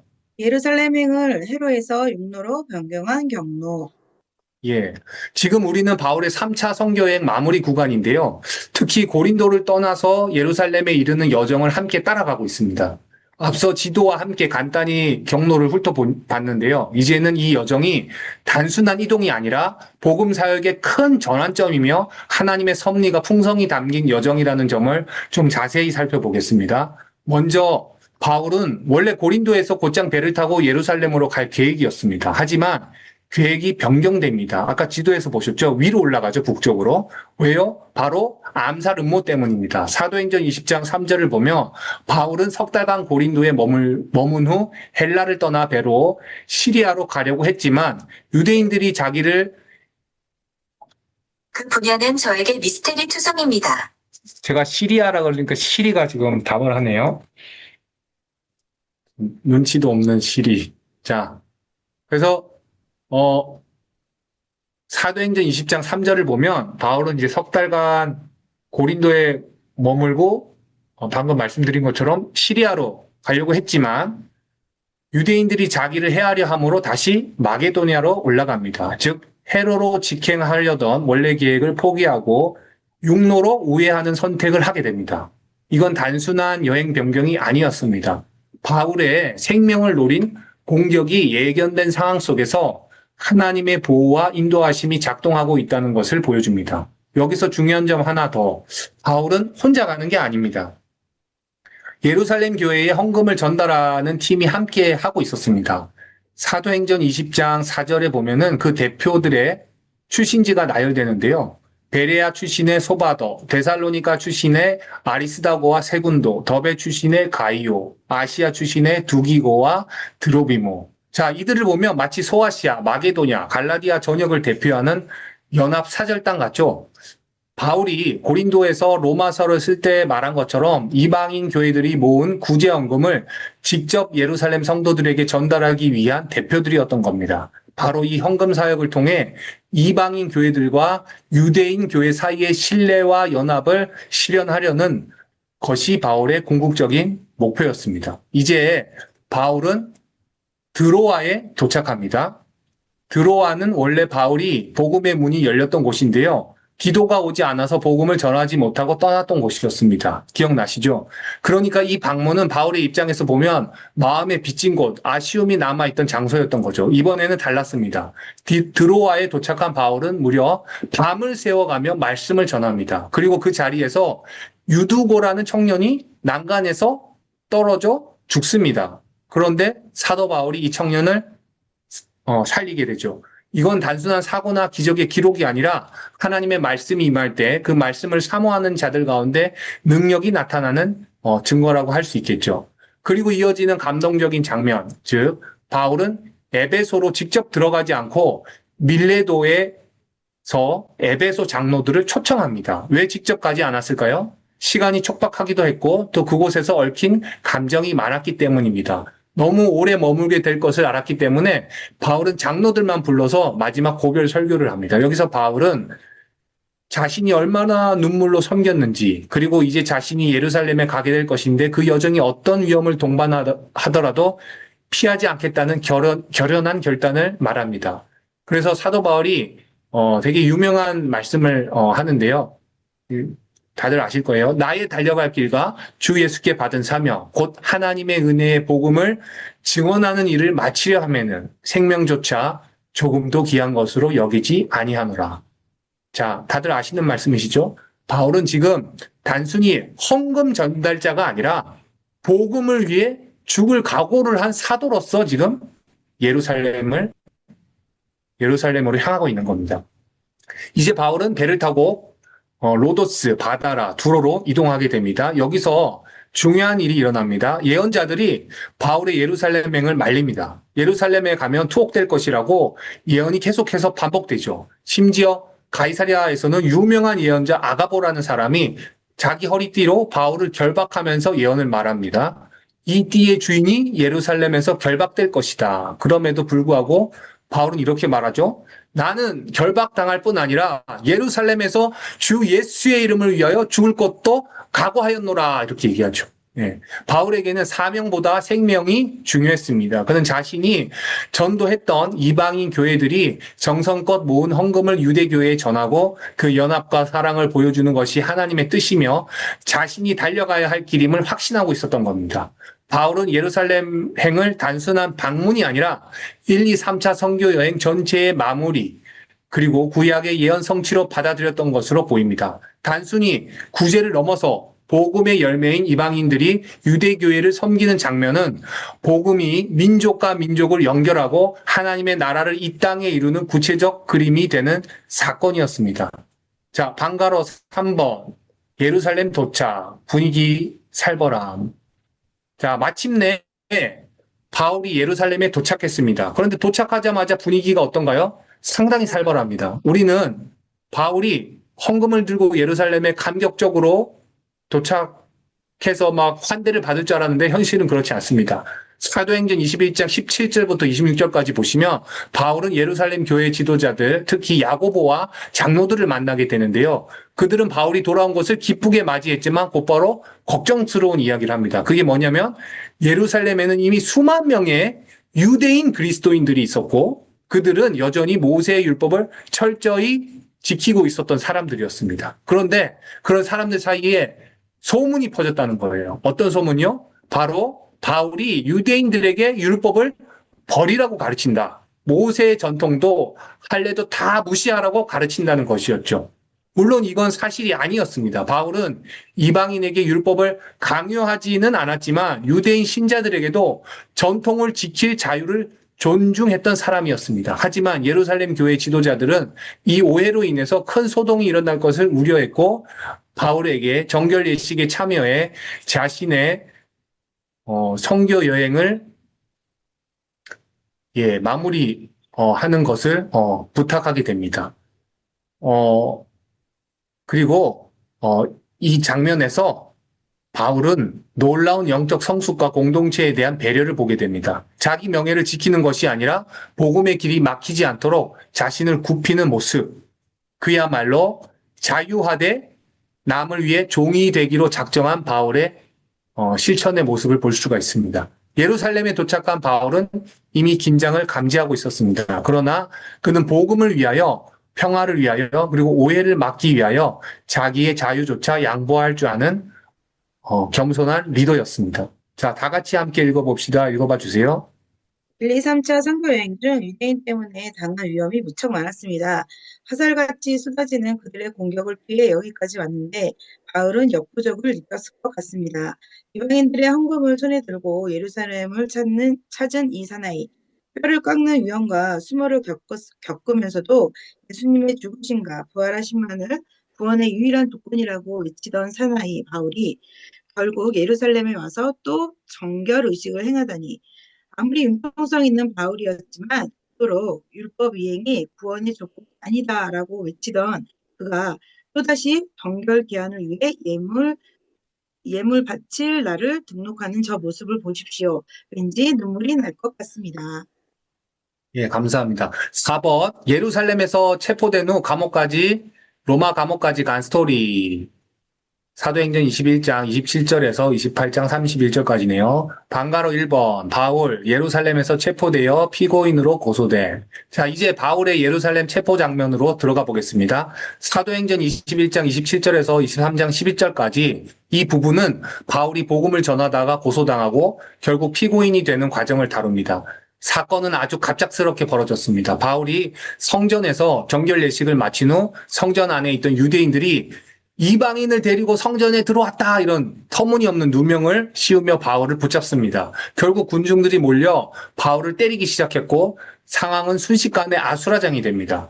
하지만 다행히 로마 군대가 개입하여 바울을 체포가 아닌 사실상 구출하게 됩니다. 그리고 끌려가는 와중에 바울은 놀랍게도 내가 백성에게 말할 기회를 달라라고 요청합니다. 바로 여기에서 사도행전 22장에 나오는 우리가 잘 아는 바울의 간증이 시작됩니다. 그는 히브리어로 조용히 말하기 시작하며 자신이 어떤 유대인이었는지, 어떻게 다메섹 도상에서 예수님을 만났는지, 그리고 어떻게 이방인을 위한 사도로 부르심을 받게 되었는지 진심 어린 목소리로 전합니다. 이 간증은 단순한 변명이 아닙니다. 복음 그 자체요, 자신의 인생 전체를 관통하는 하나님의 은혜에 대한 증언이었습니다. 그러나 이방인이라는 말이 나오자마자 군중은 다시 분노합니다. 이때 로마 군인들이 바울을 채찍질하며 조사하려고 할 때 바울이 조용히 한마디 하죠. 너희가 로마 시민을 죄도 정하지 않고 채찍질할 수 있느냐?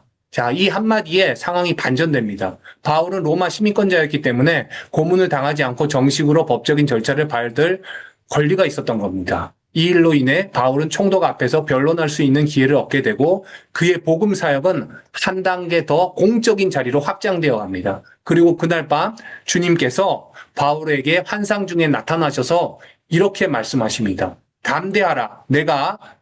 너가 예루살렘에서 나에 대하여 증언한 것 같이 로마에서도 증언하여야 하리라.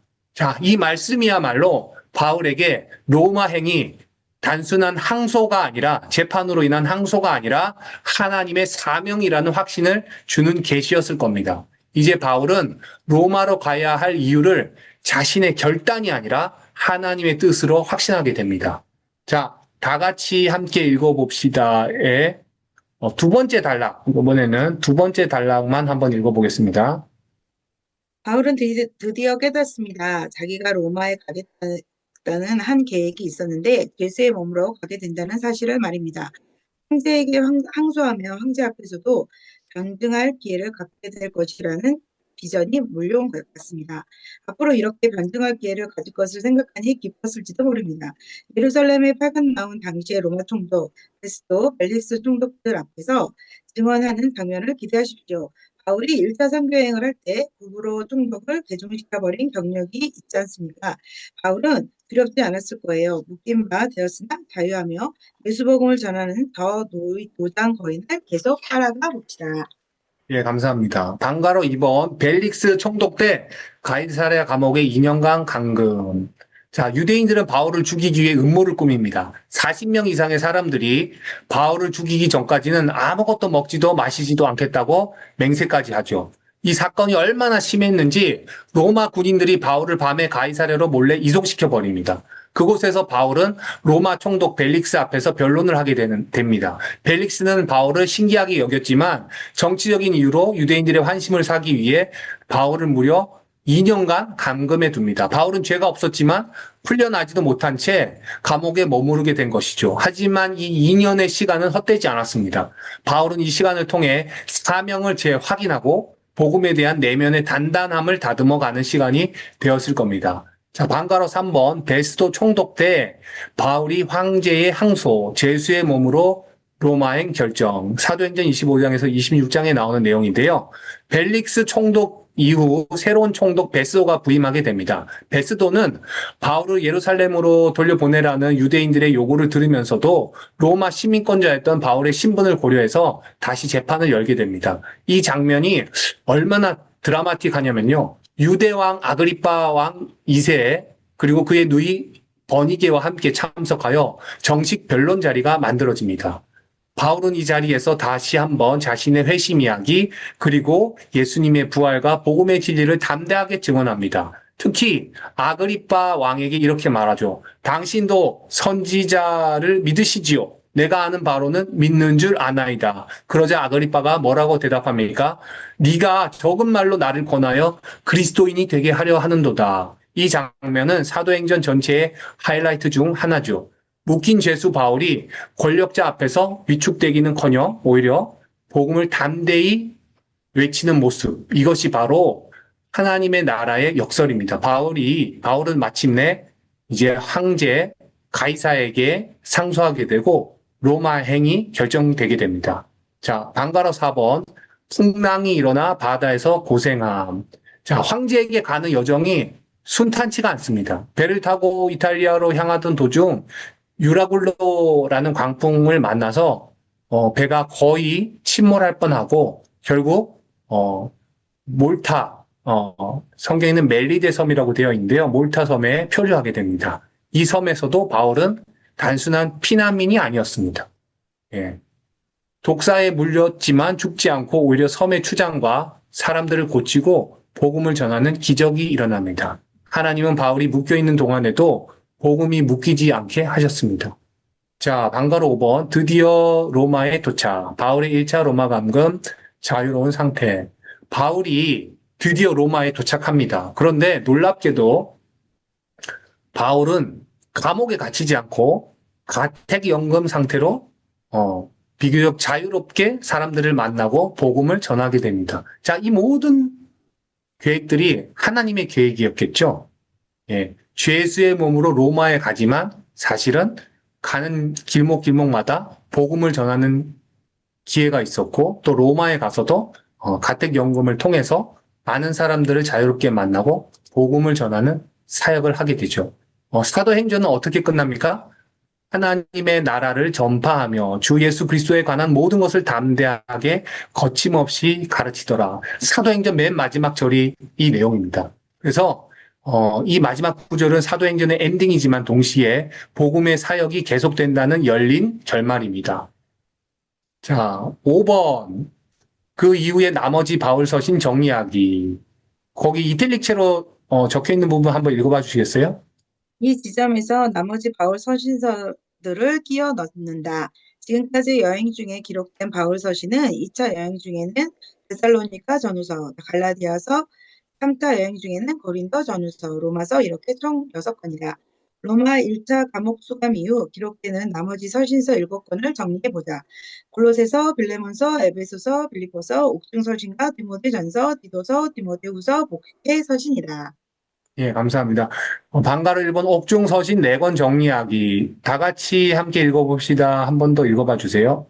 바울은 셋집에 유하면서 2년 동안 찾아오는 사람들을 영접하며 복음을 전할 수 있었습니다. 아직 밀결수로 있으면서 그의 소원대로 로마에서 복음을 전하게 된 거죠. 그가 그토록 가고 싶었던 로마를 이런 방법으로 오게 된 것이 특별합니다. 전천후 적응력, 복음을 깨달은 사람이 누리는 자유에서 오는 힘인 것 같습니다. 이렇게 감옥에 있는 동안 노예였다가 도망 넣은 오네시모를 만나게 됩니다. 그런데 마침 오네시모의 주인 빌레몬은 바울이 아는 사람인 거예요. 그래서 그를 용서해주고 받아들여 달라는 편지를 쓰면서 옥중서신이 시작된답니다. 빌레몬서에서 편지를 쓰면서 그가 다니던 교회 골로새서에 한 통 더 보낸 골로새서, 또 그리로 가는 길에 있는 에베소 교회에도 한 통 보낸 것으로 보입니다. 두 기고가 동행합니다. 예. 이제, 네 권의 옥중서신과 세 권의 목회서신만 하면 이제 끝이 납니다. 첫 번째, 1번, 빌레몬서. 오네시모를 받아주고 용서하라는 목적으로 이 편지를 보낼 때 두기고가 편지 전달자로 동행합니다. 디모데는 이때 로마에 함께 있다고 합니다. 골로새서와 동일합니다. 수신자는 빌레몬이지만 골로새 교회의 리더 아키포에게도 무난하고 있죠. 바울이 개척하지 않은 아시아 교회인데 바울은 정말 대단한 네트워크를 갖고 있는 것 같습니다. 현재 바울과 함께 로마에 있는 동역자들이 대단히 많습니다. 디모데 이외에도 빌레몬이 다니는 교회인 골로새 교회를 개척한 개척자 에바브라를 비롯해서 마가, 아리스다고, 데마, 누가도 함께 있습니다. 아마 에바브라 때문에 오네시모를 알게 된 것이 아닐까 싶기도 하네요. 자, 양가로 2번 골로새서. 디모데를 거론하며 골로새 교회에 문안하는 것으로 보아서 빌레몬에게 보내는 편지와 함께 한 통 더 쓴 게 분명합니다. 이 교회는 빌레몬과 아키포가 중심에 있고 에바브라가 복음을 전한 교회라는 정보가 있습니다. 그런데 이 에바브라가 지금 바울과 같이 있습니다. 여기 감옥에 온 것이죠. 그리고 편지를 가지고 오네시모와 두기고가 같이 간다는 사실을 말해주고 있습니다. 이 편지를 쓸 때 여전히 감옥에 있다고 말하며 이때 함께 있던 사람들 역시 빌레몬서와 대동소이합니다. 마가가 이때 여기 같이 있는 거 보면 바나바와 헤어진 이후에도 계속 교제했던 것으로 여겨집니다. 아리스다고, 누가, 데마도 빌레몬서를 쓸 때와 마찬가지로 함께 있어 문안하는 것을 알 수 있습니다. 복음을 깨달은 사람들로서 교회 생활을 어떻게 해야 할지 목회자로서 권면하는 내용들이 있습니다. 바울이 3차 선교 여행까지 다 다닌 후 데살로니가 전후서, 갈라디아서, 고린도 전후서, 로마서, 서신서를 다 쓰고 난 이후 쓴 것이라고 생각해 보시면 되겠습니다. 자, 3번 에베소서. 3차 선교 여행 때 개척한 교회 에베소 교회에 보낸 편지죠. 3년간 목회했던 것을 기억해 보십시오. 밀레도에서 장로들을 만났었는데 그 이후 이렇게 감옥에서 편지를 써 보냅니다. 이 편지를 갖고 가는 사람 역시 두기고입니다. 오네시모도 같이 가고 있는 중임을 알 수가 있습니다. 골로새를 갈 때 반드시 지나가야 하는 곳이 에베소이므로 먼저 에베소서를 전달한 듯 보입니다. 에베소 사람들이 두기고를 잘 알았던 것 같습니다. 에베소서와 골로새서는 내용도 아주 비슷합니다. 비슷한 무드, 같은 시기, 같은 환경에서 그것도 고린도 교회나 갈라디아 교회처럼 바울 개인과 관련된 사도권 등으로 싸워야 하는 문제가 없어서 그런지 평화적으로 찬찬히 권면하는 여유로움이 있어 보입니다. 교회가 어때야 하는지, 가정생활은 어떻게 해야 하는지, 주종관계는 어떻게 해야 하는지 등등을 다루고 있습니다. 자, 이렇게 앞에 세 권은 같이 묶어서 볼 수가 있는데 이제 이 네 번째 빌립보서는 조금 다른 분위기에 있습니다. 여전히 감옥에 있고 이 안에서 자유로이 선교 활동을 하고 있음을 빌립보서 1장 13절과 14절에서 암시하고 있습니다. 그리고 여전히 디모데랑 같이 있습니다. 에바브로디도가 빌립보 교회가 헌금해 준 것을 갖고 왔다가 죽을 뻔했지만 또 살아나서 기뻐한다는 내용도 빌립보서에 있네요. 자, 그리고 마지막 목회서신 세 권을 정리하고 마치겠습니다. 다 함께 읽어봅시다. 이걸 읽어봐 주세요. 네, 자, 우리는 바울과 함께 로마 감옥에 있었죠. 꼭 2년 동안 구금되어 있었어요. 셋집에 유하면서 자유롭게 로마의 복음을 전한 모습을 보았습니다. 감옥에서 쓴 편지인데도 오히려 편안한 듯한 느낌을 받았죠. 고린도 후서나 갈라디아서가 투쟁적인 것에 비하면 말입니다. 2년이 되자 이후 다시 자유로운 몸으로 활동을 재개한답니다. 이때를 소위 4차 선교 여행이라 부르기도 하는데 이때 기록한 서신서를 목회 서신이라고 합니다. 디모데와 디도에게 교회를 맡겨놓고 목회를 이렇게 해라 하고 목회 훈련을 시키고 계시네요. 마치 모세가 여호수아를 후계자로 세웠듯이 또 예수님도 제자들을 훈련시켜가면서 대중활동을 하셨듯이 똑같은 전략입니다. 다음 세대에게 리더십을 넘겨줘야 하는 거죠. 자, 디모데 전서부터 살펴봅시다. 구약도 그랬듯이 순서대로 되어 있지 않죠. 목록 하나하나가 다시 보여야 합니다. 감사합니다. 양가로 1번 디모데전서. 자, 바울 서신을 보면 늘 디모데는 바울과 함께 있었는데 여기서는 지금 예외인 것을 우리가 포착할 수가 있습니다. 왜냐하면 디모데가 여기서는 수신자입니다. 그럼 이런 질문을 해야겠죠. 언제 바울과 떨어졌지? 자, 마게도냐로 떠날 때 에베소에 머물러라라고 디모데전서 1장 3절에 말하고 있는데요. 디모데전서 내용이 목회 매뉴얼인 것으로 보아서 에베소서에서 목회하라고 떨어뜨려 놓았다는 것을 우리가 알 수가 있습니다. 그래서 목회 서신이라고 부릅니다. 디모데에게 목회 서신을 쓴 것은 로마 1차 구금 이후 그 언젠가인 것으로 보입니다.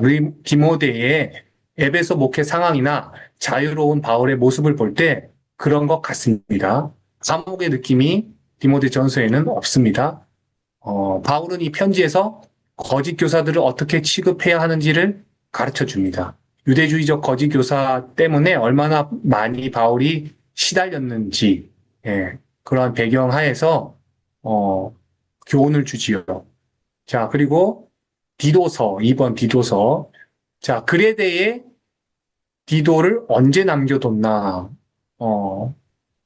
그레데라는 이제 단어가 거기 나오는데요. 바울도 거기에 이제 갔다는 얘기인데, 지금까지 공부한 바울의 행적, 그리고 서신서 분위기와는 완전히 다른 분위기입니다. 디도가 등장하는 것이 갈라디아에서 예루살렘 총회쯤이 처음이었고, 그 이후 에베소 목회 때 눈물로 쓴 편지와 고린도 후서를 전달하느라고 나타났었습니다. 기억나시죠? 그 이후 바울의 행적을 볼 때 바울도 그렇고 그레데의 디도가 얌전히 목회하느라 앉아있을 상황이 아니었습니다. 그렇다면 1차 구금 이후 언젠가일 수밖에 없고 또한 2차 감옥 수감 이전일 수밖에 없습니다. 왜냐하면 2차 감옥은 자유롭게 드나들 수 있는 그런 감옥이 아니었죠. 그래서 디모데 전서와 디모데 후서 사이에 기록한 것으로 디도서를 보고 있습니다. 자, 3번 디모데 후서. 자, 이 편지를 쓸 때 바울은 유서라고 생각할 수밖에 없었을 것입니다. 마지막 바울의 신음소리가 묻어있는 편지이기 때문입니다. 제자에게 마지막으로 목회를 가르치는 바울의 채취가 남아있는 편지라는 사실을 꼭 기억하시면 좋겠습니다. 제2의 옥중 서신이면서도 동시에 목회 서신입니다. 디모데가 또 바울과 떨어져 있는 것을 암시하는 내용의 구절이 디모데후서 1장 2절에 있습니다. 그런데 이번에는 감옥입니다. 디모데 전서랑은 완전히 다른 환경이죠. 만약 1차 감옥이었다면은 디모데랑 가택연금 상황에서 자유롭게 움직일 수 있으니까 디모데랑 같이 있었을 것인데 1차 때 있었던 데마 그리고 마가가 지금은 다 없습니다. 그리고 그들을 그리워하고 있습니다. 누가라는 사람만 바울 옆을 지금 지키고 있습니다. 디모데 전서를 보면 1차 구금 이후 자유로운 상황임을 알았는데 지금 후서에 와보니 이제 감옥이라고 말씀드렸죠. 그러면 이 감옥은 말씀드린 대로 로마 감옥 그 쇠창살이 있는 이렇게 자유롭게 움직일 수 없는 그런 어두컴컴한 그런 동굴과 같은 감옥이었을 겁니다. 바울은 이때 추위에 많이 떨었던 것 같습니다. 그래서 외투를 그리워하는 그러한 장면도 나오고요. 이 감옥에 들어올 때 또 재판 과정이 힘들었던 것 같습니다. 그리고 배신감도 느꼈던 것 같습니다. 바울은 디모데 후서에 자신의 죽음을 예견하고 있습니다. 바울의 마지막이 가까움을 보여줍니다. 바울이 등장하는 이 종결 무대가 디모데 후서인데요. 여기서 바울은 성경론으로 끝을 맺습니다. 성경론은 이제 디모데 후서 3장 15절에서 17절에 나오는 내용인데, 다 아시는 내용이에요. 뭐냐면, 또 어려서부터 성경을 알았나니, 성경은 능히 너로 하여금 그리스도 예수 안에 있는 믿음으로 말미암아 구원에 이르는 지혜가 있게 하느니라. 성경이 구원에 이르는 지혜가 있게 하느니라. 모든 성경은 하나님의 감동으로 된 것으로 교훈과 책망과 바르게 함과 의로 교육하기에 유익하니 이는 하나님의 사람으로 온전하게 하며 모든 선한 일을 행할 능력을 갖추게 하려 함이라. 자, 이렇게 해서 이제 마무리 이 부분만 한번 읽어봐 주시겠습니다. 바울 산편등을 오르내리며 영원한 하나님의 나라를 보았던 바울. 그는 회장장이든 차장이든 참부장이든 총독이든 대제사장이든 헤롯 아그리빠 왕이든 로마 황제든 두려워하지 않고 예수님의 죽으심과 부활하심의 굿 뉴스를 전했던 용기 있는 자유인이었습니다. 채찍에 맞고 돌에 맞고 헐벗고 굶주리고 욕먹고 쫓겨다니고 감옥에 갇히면서도 예수님을 전했더랬습니다. 하나님의 소원, 열방 행전을 이루어드리느라 몸이 상할 대로 상한 늙은 노종이 이제 죽음의 그림자를 친구처럼 옷 입고 있습니다. 늙은 바울, 마베르타인 감옥의 춥고 어두운 곳에서 떨고 있습니다. 겉옷 하나 들려 보내줄 사람 없는 외로운 감옥입니다. 전염병균이 가득하고 악취가 나는 사형수들의 마지막 거처였습니다. 바울은 이 흙바닥에 몸을 누이며 그때마다 소원이 있었습니다. 제1차 선교 여행 때 루스드라에서 만난 이후 계속해서 그림자처럼 따라다녔던 아들 같은 디모데를 한 번만 더 보고 죽고 싶었습니다. 육정은 어찌할 수 없습니다. 겨울이 되어 여행이 곤란해지기 전 어서 속히 한 번만 더 와주면 좋겠다고 생각했습니다. 그러나 그는 조금 더 절망의 빛이 없습니다. 이제 후로는 의로운 재판장이 의의 면류관을 씌워주실 것이라는 확신이 있습니다. 자신뿐만 아니라 예수님이 나타나기를 기다리는 모든 사람에게도 주실 것이라 합니다. 최후 심판을 고대하면서 바울은 형장의 예술로 사라집니다. 이런 일상을 살아낸 바울이 있을 곳을 예비하러 주님께서 올라가셨습니다. 그러니 예수께서 신원의 날에 심판주로 나타나서 가부간 판단해 주셔야 공평한 것 아니겠습니까? 예, 11가까지 바울의 13권 서신서를 공부하면서 저희가 이제 사도행전과 연결해서 살펴보았습니다. 다음 12가는요. 12가 한번 제목 보시겠어요? 12가는 거기 12가 제목 밑에 보시면 공동 서신 되어 있죠. 뭐 야고보서, 유다서, 베드로, 전후서, 히브리서, 요한일기 3서, 요한계시록 읽기 이렇게 되어 있죠. 이제 바울이 쓰지 않은 다른 서신서들과 요한계시록을 살펴보는 시간을 12가에서 가질 겁니다. 자, 12가 제목 한번 읽어보고 제가 기도하고 마치겠습니다. 12가 제목 열방 제국 무너지고 죽임 당하신 어린 양은 영원히 통치하시리라. 하나님은 왕이시다. 자, 제가 기도하고 마치겠습니다. 사랑의 하나님 아버지 감사합니다. 저희가 이 시간 사도행전과 서신서 13권을 연결해서 살펴보았습니다. 그러면서 동시에 사도 바울의 교회를 향한 애절한 마음과 고뇌, 그리고 복음에 대한 열정, 또 하나님의 놀라운 인도하심을 살펴보았습니다. 저희도 사도 바울의 그런 마음을 헤아리고 저희 각자의 삶터에서 또 교회에서 저희의 할 일을 충실히 하며 사도 바울과 같은 마음으로 복음에 대한 열정으로 하나님의 영광을 올려드리는 그러한 삶을 살아가는 저희들 되게 하여 주시옵소서. 예수 그리스도 이름으로 기도합니다. 아멘. 네. 마치겠습니다. 아멘. 수고 많으셨습니다.